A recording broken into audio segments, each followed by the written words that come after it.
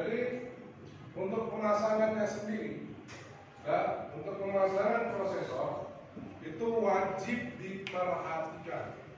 Ya, wajib diperhatikan. Kenapa? Karena inilah barang yang sangat sensitif. Ya, barang yang sangat sensitif dan yang paling mahal daripada perangkat-perangkat yang lain. Dan dua barang ini perangkat yang paling mahal. Nah, oke, ini untuk pemasangan prosesor. Yang kedua, nah, pemasangan heatsink, ya, dan motherboard. Setelah memasang prosesor, ya, kita wajib memasang heatsink. Ya, sebelum heatsink dipasang, pastikan di sini ada namanya gel atau jelly. Ya, gel ini adalah penghantar panas. Jadi kalau nggak kalian pasang jelly-nya di sini, nanti komputer itu akan panas. Itulah yang mengakibatkan kadang-kadang komputer terjadinya korsleting. Ya, sebabnya panas. Ini menghasilkan panas. Kenapa dia panas? Karena dia bekerja. Ya, bekerja. Seperti kalian, kalau kalian bekerja tanpa dikasih minum, apa kira-kira yang terjadi? Nah, begitu juga dengan komputer. Dia panas, tidak ada pendinginnya. Dan tidak ada pendinginnya, yang terjadi adalah korsleting dan kerusakan. Ya, jadi wajib di sini pasang jelinya, baru pasang heatsink. Ya, heatsink itu pendingin. Nah, setelah dipasang heatsink, barulah kita memasang motherboard ke dalam CPU. Ya, memasang motherboard ke dalam CPU.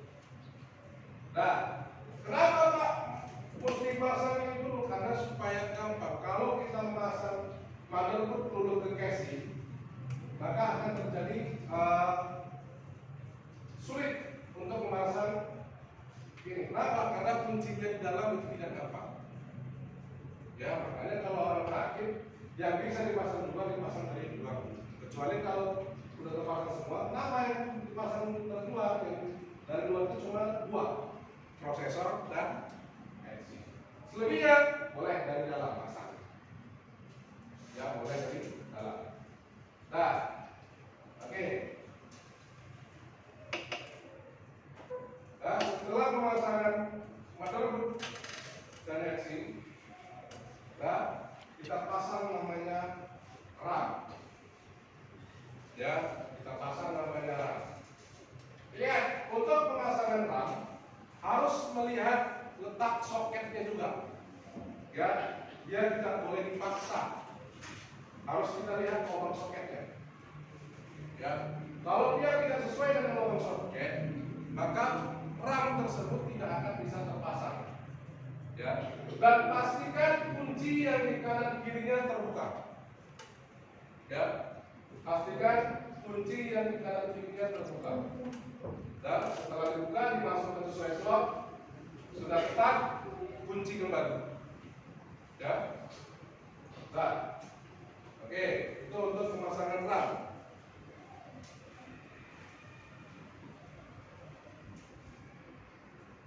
Nah,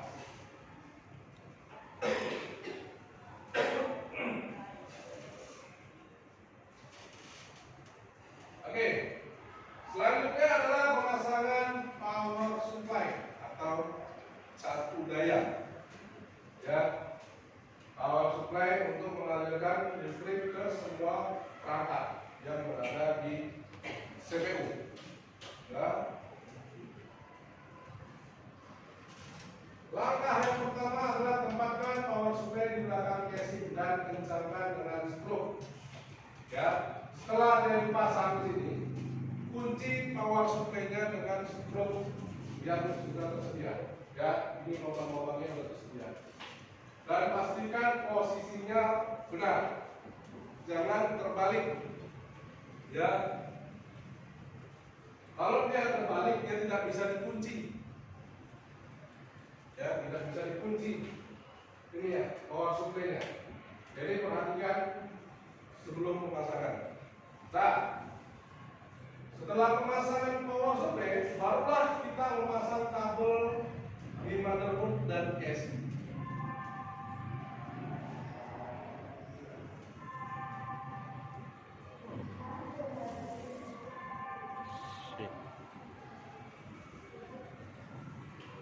Oke. Nah, mohon dilihat untuk pemasangan kabel.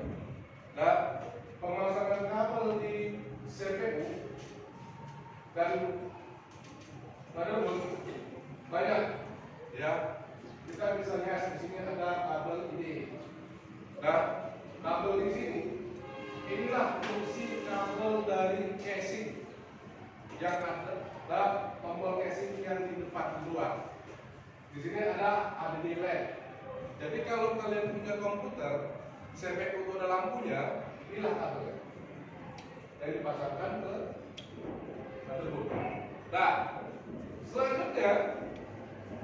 selanjutnya ada power SW. Itulah tombol power yang di luar. Jadi kalau kalian tekan tombol power itu tombol terbakar. Kabel yang digunakan adalah power SW. Ya. Yang kedua itu ya reset SW. Coba kalian perhatikan tombol kecil yang berada di CPU depan kalian. Nah, tombol power SW itu yang besar untuk menghidupkan komputer. Sedangkan yang kecil, ada yang kecil. Nah, itu fungsinya adalah untuk mereset, menghidupkan ulang. Ya, menghidupkan ulang komputer. Nah, itu fungsi reset SW. Dan di sini ada power LED. Ya, ada dua power LED-nya. Di tombol power itu biasa ada lampu. Nah, menandakan bahwasanya komputer itu sudah hidup atau menyala. Ya, atau bahasa lainnya on. Ya, maka mulai dipasang ini power LED. Inilah kabel casing namanya. Nah, ini kabel casing. Nah, selanjutnya ada kabel 10. Ya, kabel 10 inilah yang berada di heatsink. Ya, yang berada di heatsink. Jadi kalau kalian yang pasang ini, maka heatsink tidak akan berfungsi. Dan nama kabelnya adalah kabel 10 karena dia hidup sesuai dengan perintah prosesor. Nah, yang kedua, kabel data, hard disk atau CPU. Nah, kabel hard disk itu ada dua tipe. Yang pertama IDE, yang kedua SATA. Ya, yang saya ada gambarnya ini adalah tipe kabel SATA. Ya, tipe kabel SATA. Ya, Pak, yang IDE yang mana, Pak? Yang IDE dia lebar. Ya, lebar tipis. Dengan contohnya. Oke, nanti pas praktek kita cari kabel IDE ya. Nah, selanjutnya kabel front panel. Ya, kabel front panel ini. Ya, nama tempatnya di kabel front panel. Di kalau nama kabel yang di sini namanya kabel casing. Tapi kebanyakan orang ini menyebutnya adalah kabel front panel. Kenapa? Karena dia menyatukan ke panel yang ada di luar casing. Nah, inilah nanti dipasang di sini. Nah, oke, ini ada satu foto ya. Dan selanjutnya kabel power 24 pin. Inilah kabel induk yang dari power supply kita pasang di sini. Ya, untuk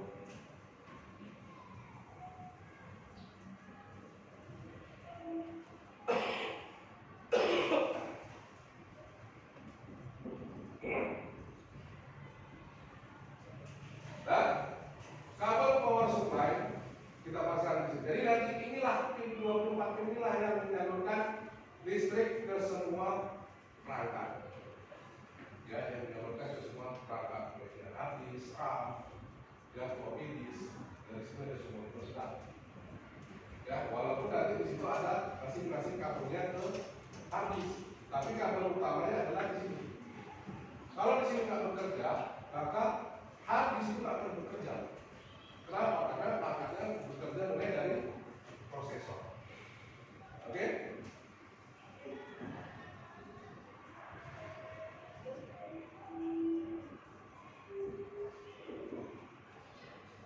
Nah, ini pemasangan drive.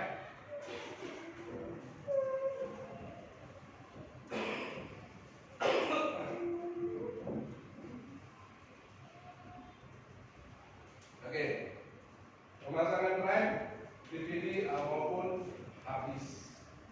Ya, seperti saya bilang tadi. Nah, DVD room atau driver drive, ya, ini bisa menggunakan kabel SATA ataupun kabel VDA.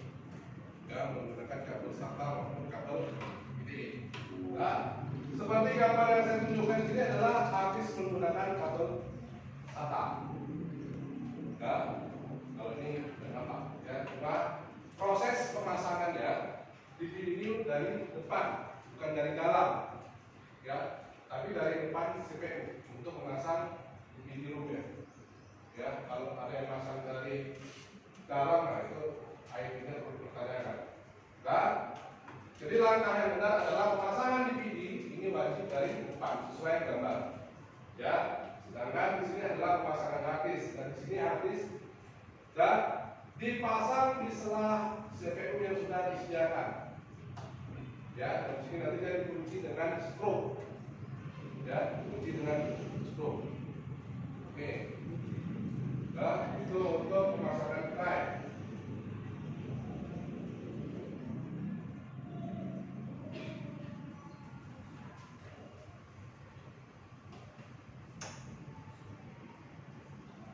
Oke, yang terakhir adalah pemasangan hub adapter atau kartu suara. Ya, pemasangan adapter atau kartu suara. Ya, atau shortcut.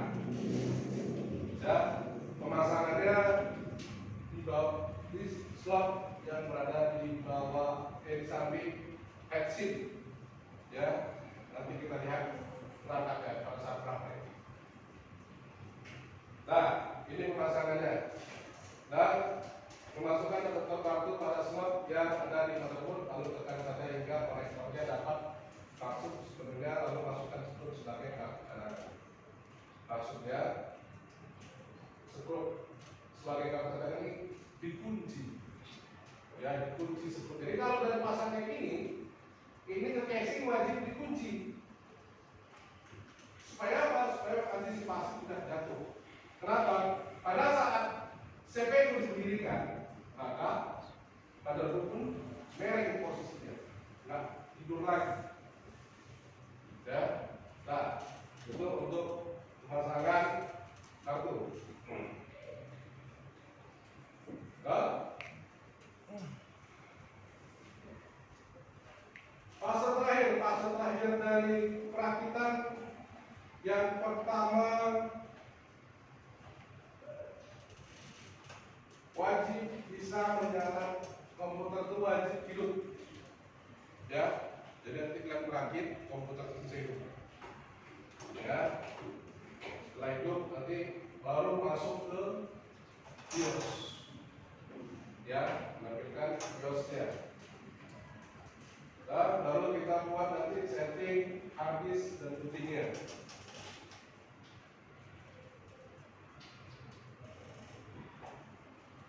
Nah, setelah itu baru kita masukkan sistem operasinya atau biasa disebut dengan di-install. Ya, oke. Dan itu untuk materi pemasangan atau perakitan komputer. Dan kita ke materi selanjutnya yaitu tentang software. Ya, tentang software yang akan kita gunakan setelah perakitan komputer, ya, yaitu adalah operating system atau biasa disebut dengan Windows. Ya, oke, kita lanjut.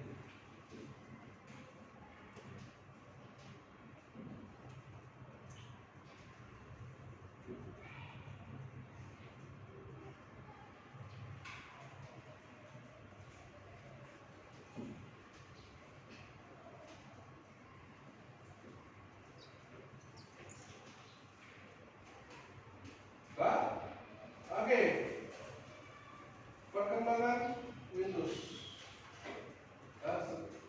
Sebelum adanya Windows, ya, sistem operasi yang pertama kali adalah Linux atau Ubuntu. Ya, ini adalah sistem operasi yang pertama kali sebelum adanya Windows. Ya, Linux atau Ubuntu. Nah, Pak, Linux sama Ubuntu itu pada tahun berapa? Ya, di tahun 1930. Ya, terlahir. Nah, 1930 sampai 1984 sampai 1984, ya, Linux sama Ubuntu berkecimpung di dunia teknologi. Ya, dan sekarang Linux atau Ubuntu itu dipindah sistemkan ke handphone Android. Nah, dipindahkan ke handphone Android. Jadi handphone yang kalian gunakan, ya, itu operating sistemnya adalah Linux atau Ubuntu. Ya, cuma beda tipenya aja. Dan tipenya dikasih nama Android, Android 10, Android 11, ya, Android 12, itu hanya pengembangan. Ya, tapi kalau sistem operasinya yang asli, ya, itu adalah Linux atau Ubuntu. Nah, masuk di tahun 1985, ya, 1985 munculnya Windows 10. Nah,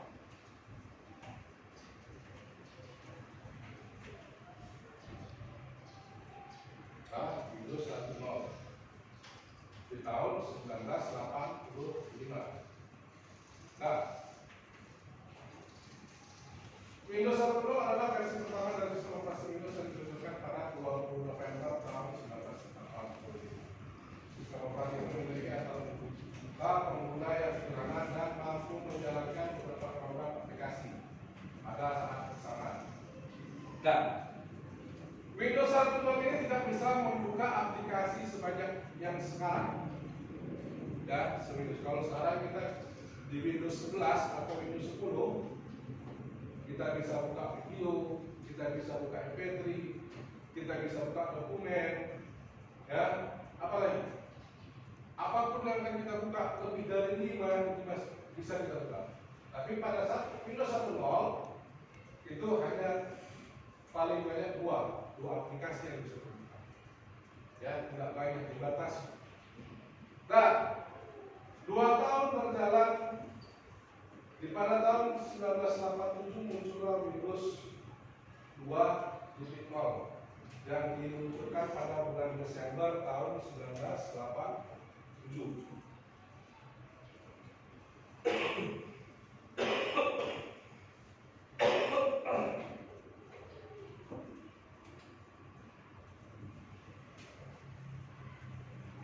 Nah, versi ini menambahkan dukungan untuk aplikasi baru dan kemampuan tampilan grafis yang lebih baik.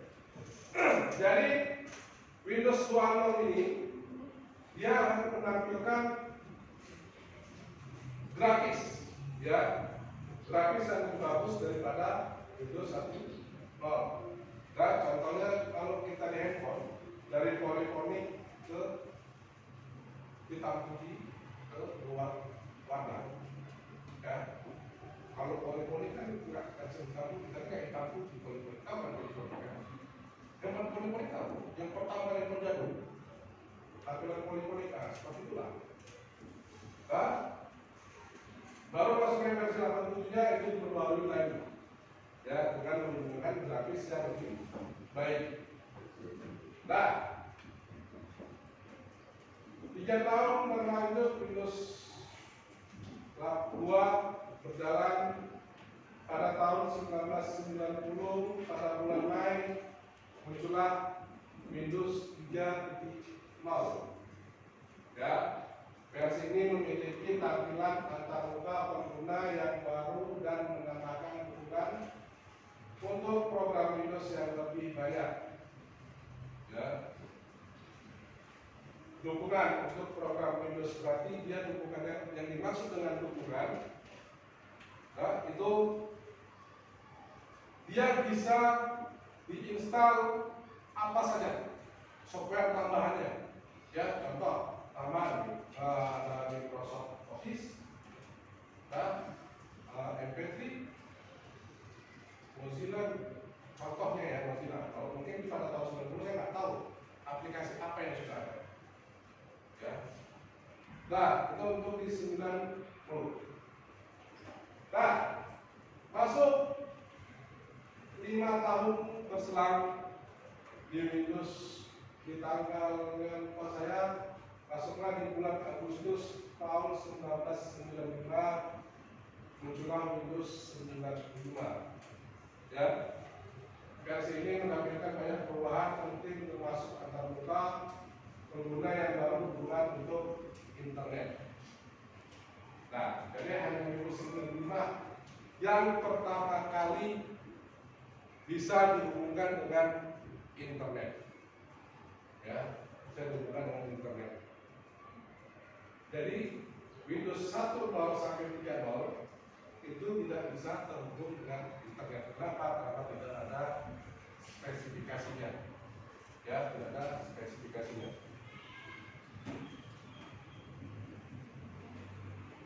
Nah, berkembang lagi 3 tahun kemudian, di tahun 1998 di bulan Juni, ya, muncul Windows 98. Ya, ini fitur barunya seperti dukungan untuk USB. Jadi pada komputer di tahun 95 dari 97 sampai atas, ya, itu tidak memiliki USB. Pak, jadi kalau menyimpan datanya bagaimana? Ya udah simpan di komputer aja. Pak, bisa di copy nggak ke komputer? Nggak bisa. Dari caranya bagaimana? Caranya dicetak. Dicetak, kalau misalkan mau ada yang minta filenya, cetak baru dikasihkan. Ya, kalau kita sekarang kita print, ya, ini ada nih buat makalah. Ya, buat makalah, kawan kita mau minta makalahmu, tapi yang kita kasih soft copy. Yang kita kasih adalah hard copy ya. Ya udah. Nah, masalah dia mau kita diulang nggak urusan kita. Ya, mau diedit kan terserah, yang penting hard copy-nya. Nah, kalau soft copy-nya, berarti kan mau diedit kan gampang kan, tinggal ngedit aja. Nggak ada kerja kerasnya, nggak ada mengetik, nggak ada apa, kan di top sekarang. Ya, jadi dulu nggak ada seperti ini. Bisa copy paste, ya, copy taruh next disk, nggak ada. Jadi semua kalau ingin hasilnya wajib di print. Ya.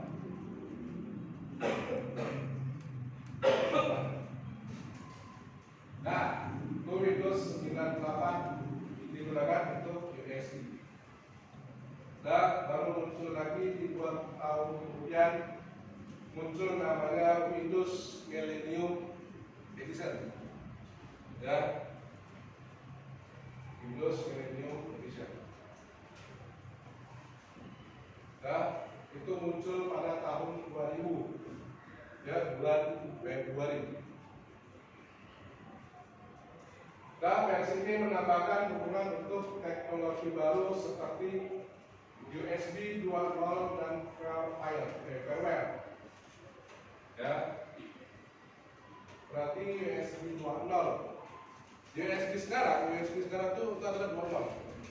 Ya, kalau yang 1.0 itu nih. yang untuk perangkat, ya, ke perangkat ini 1.0. Tapi kalau 2.0 itu flash disk, ya USB. Tapi kalau di sini perangkatnya di dalam motherboard itu ada 2.0. Jadi dia 2.0 bisa menampung 1.0 dan 2. Ya. Nah. Oke. Berkembang lagi di tahun 2001. Jadi Windows Millennium hanya bertahan setahun. Ya. Nggak sampai setahun, cuma berapa bulan. Setahun lebih ya. Tahun 2001 bulan Oktober muncul Windows XP. Windows XP ini familiar. Ya. Windows XP ada berapa tipe? Banyak tipe Windows XP.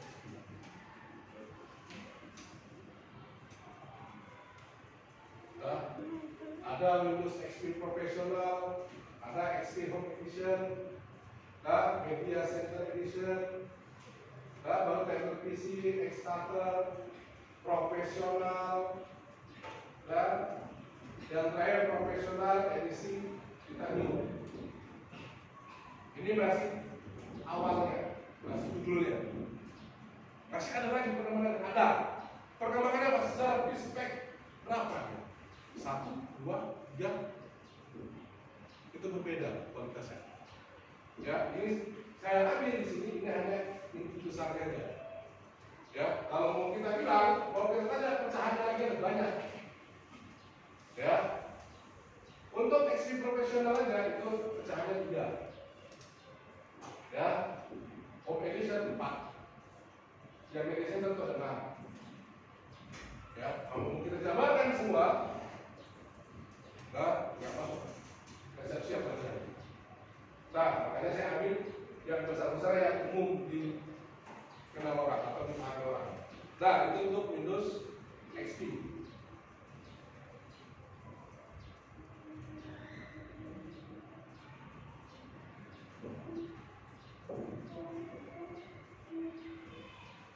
Nah, setelah Windows XP 5 tahun merajalela dunia teknologi, ya, muncullah di 2006 itu adalah Windows Vista, ya, yang diluncurkan pada tanggal 8 November tahun 2006.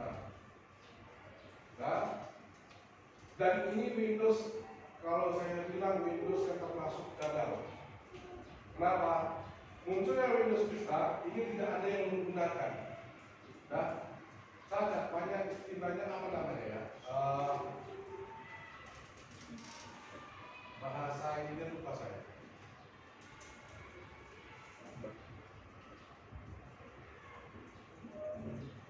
Nah, lupa ya. Jadi Windows Vista ini adalah Windows gagal. Kenapa sih gagal? Seperti tadi saya bilang, dia kalau bahasanya nge-lag atau apa. Banyak yang nggak support, banyak yang nggak mendukung aplikasi-aplikasi lain. Ya, makanya pada saat ini keluar, ini tidak hanya beberapa orang yang menggunakan. Nah, saya beralih lagi kembali ke Windows XP. Ya, kembali lagi ke XP. Nah, pihak Microsoft paham bahwa saya Windows Vista ini nggak laku, maka dikembangkan lagi muncullah Windows 7.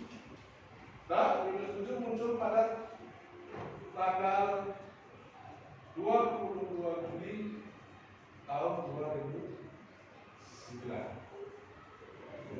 Ya.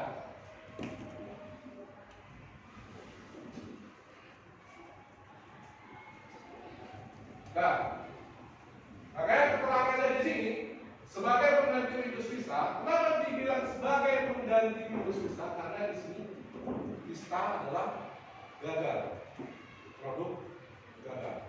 Nah, makanya dibuat sebagai pengganti Windows Vista. Ya, coba Anda datang, karena yang sebagai. Kenapa? Karena berjalan dengan mulus, langsung pengertiannya. Ya, nah. Menunjukkan Windows 7 juga hadir dengan perusahaan seperti Windows XP. Dan jadi ini adalah Windows 7 perpaduan Windows Vista dan XP. Ya, perpaduan Windows Vista dan XP. Maka muncullah Windows tanggal 20. Rilis utamanya adalah 22 Oktober tahun 2009. Nah, versi ini menampilkan antaruga pengguna yang lebih sederhana dan banyak fitur baru seperti dukungan untuk multi-touch. Ya, jadi ada kalau laptop yang menggunakan layar sentuh, ini Windows itu sudah mendukung. Ya, nah, ada laptop yang sentuh ada, bukan handphone aja. Ya, nah ini Windows 7. Nah, Windows 7 bertahan sangat lumayan lama. Dan pihak Microsoft membuat perubahan lagi, yaitu adalah Windows 8. Windows 8 itu dari tahun 2012, ya. Cuma Windows 8 di sini hampir sama dengan Vista, ya, hampir sama dengan Vista, ya, gagal. Nah, ada yang mau pakai Windows 8. Sampai terakhir dikeluarkan Windows 8.1 setahun ini, dikeluarkan Windows 8.1 untuk mengganti ini. Nah, dan fiturnya diambil dari XP dan Windows 7, ya, penggabungan